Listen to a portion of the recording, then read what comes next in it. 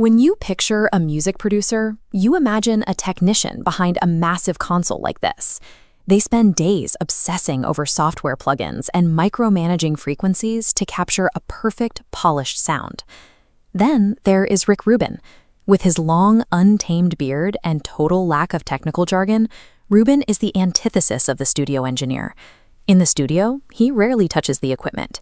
Instead, he's famous for taking his shoes off, meditating, or simply lying down on a velvet couch and listening with his eyes closed.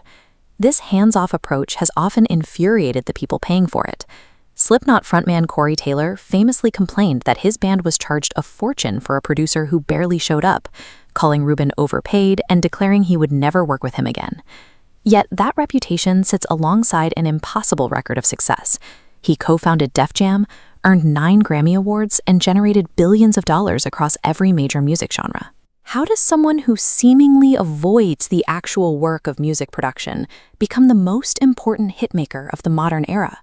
In the early 1980s, Rubin was a punk rock guitarist operating out of a dorm room at New York University.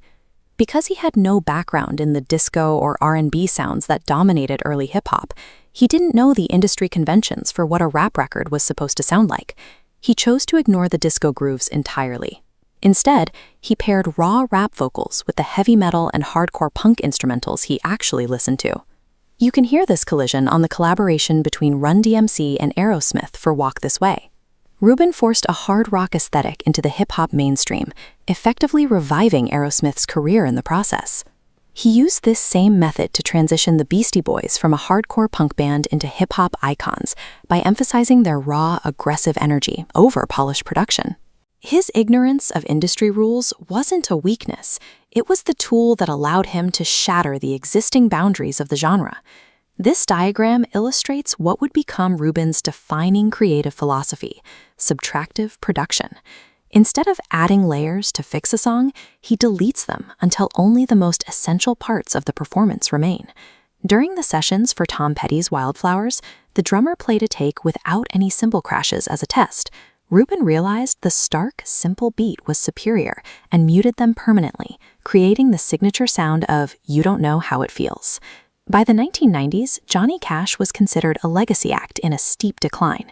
His career was effectively dead in the eyes of the major Nashville labels.